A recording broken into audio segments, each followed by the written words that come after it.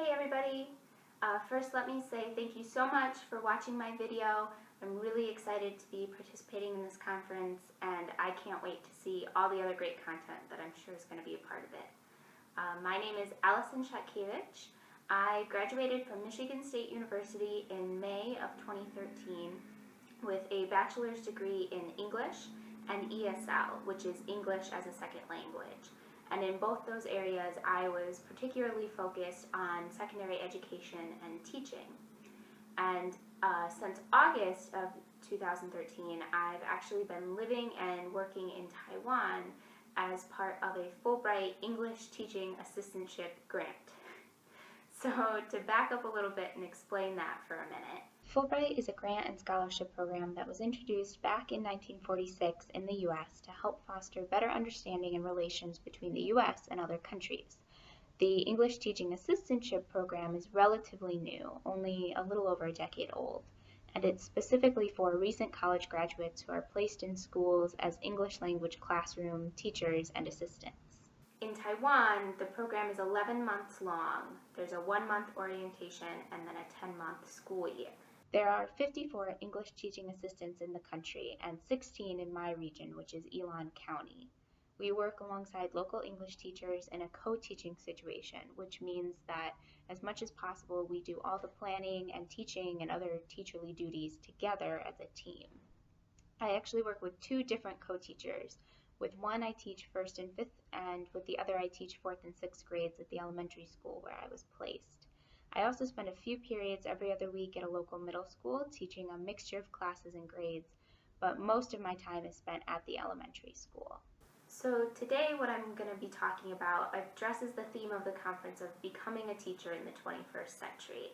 It's an idea that's very much at the forefront for me right now, as I am actually currently in the process of becoming a teacher, in that I'm working on getting my teaching license in the state of Michigan.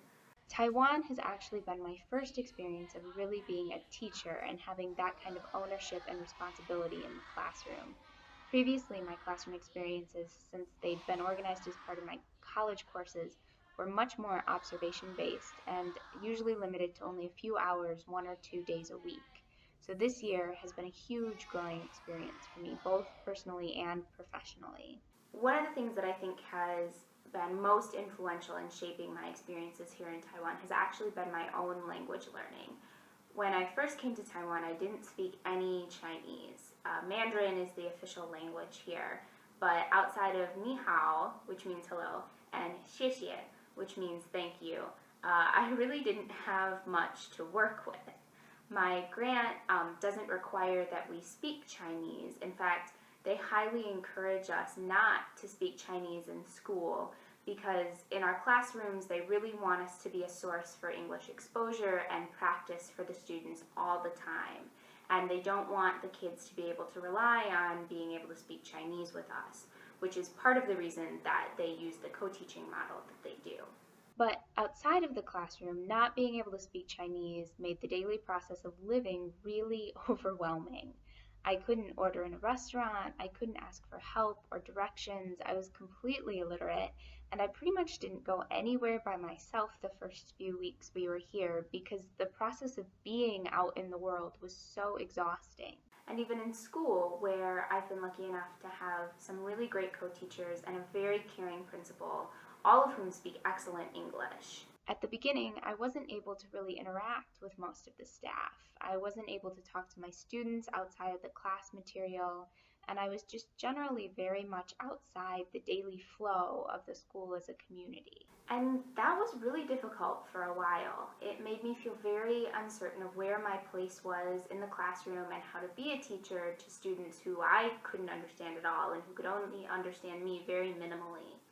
I remember my first day with my 1st grade class in particular was a little bit of a nightmare.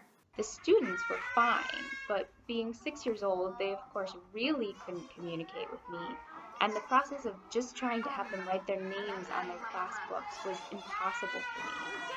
I felt so bad. Here was my co-teacher running around, trying to organize 24 6-year-olds on the first day of school, and I was just standing there in the middle of the room feeling completely helpless. This all got a lot better, of course, in the next few months, partially because I grew more accustomed to the school and my classroom and how everything worked, and partially because I started studying Chinese. But the whole experience of being so linguistically isolated from the people around me has been really powerful. As I mentioned before, one of my focuses in college was teaching students who are learning English as a second language. So I have spent and intend to continue spending a lot of time working with students who are immigrants, refugees, or whose home or first language just wasn't English. And while I've studied foreign languages in the US in the past, this was my first experience of being really dropped into another country where everything felt so inaccessible to me. I think it's really given me a whole different level of insight into what it can be like to be a student in the US who doesn't speak English as a first language, and even just what it can be like to feel like what's going on around you isn't comprehensible. Students can struggle in school for all different kinds of reasons, whether it's language or social issues or learning difficulties. I think my time here in Taiwan has given me a lot more insight into that and how important it is for me as a teacher to really try and be aware of where my students are and what they're dealing with. Studying Chinese here has also been really beneficial to me because being simultaneously immersed in a language and the culture of that language is a really great opportunity. In school, it's had two really positive effects for me. The first being that learning their first language has given me a much better understanding of how and why my students struggle with certain concepts or patterns in English.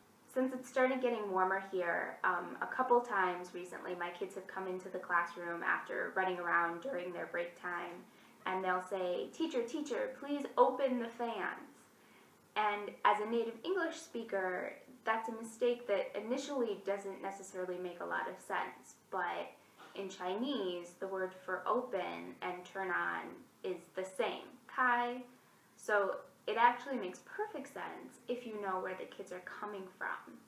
And actively studying the home language of my students isn't something that's always going to be possible as an ESL teacher in the US because their ESL classrooms often have a mix of students who come from a number of different linguistic backgrounds. So the opportunity to study Chinese while teaching here has been a really great experience for me in regards to how it helps me approach my teaching in the classroom. The second positive effect was that it created this really great parallel between me and my students, whereas I saw them growing in English, they got to see me growing in Chinese. And that's been really wonderful and really important, I think, in helping me to develop my relationships with them. The fact that they get to see me trying to learn and see me as a student myself and not just as this crazy person waving her arms around at the front of the room has been really impactful. More and more over the last few months, I've had them coming up to me and trying to speak in English and trying to tell me stories and teach me new words. And it's really shown me how much those small interactions make a difference. I'm listening. There are definitely days where the kids are tired or class or a test just doesn't go very smoothly. And sometimes I find myself wondering how much of an impact I've been able to have. But then there are those little moments. In late December, my family came to visit me for about a week, and one day they came into school with me.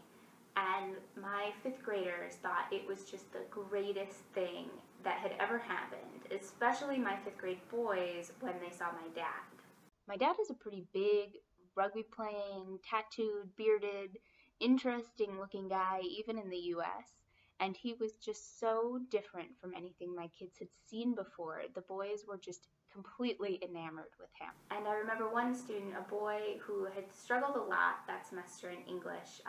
He was somebody who I very rarely heard voluntarily speak at all in class. Marches right up to my dad and introduces himself and asks my dad what his name was. And that was it. That was their whole interaction. But I just remember thinking how cool it was. Here was my family who had never been anywhere in Asia before, and this classroom of kids, most of whom have never left Taiwan, and they were talking together. And it's interactions like that which teaching here has really taught me to value and to see as very meaningful, even though they may seem very small in the moment, and even though they often take place outside of the grand scheme of whatever it is we're trying to get done that day. They can still be, and often are, these very meaningful moments, and I've really learned to try and take notice of those for my students and for myself as a teacher. So that's my talk. Thank you again so much for watching. If you have any questions about Fulbright, living in Taiwan, learning Mandarin, the Taiwanese education system, or anything else I did or didn't have time to talk about today, please don't hesitate to ask. Post some questions. I'd love to talk more with you guys about all of that. So I hope you all have a great day. Enjoy the rest of the conference, and thanks again.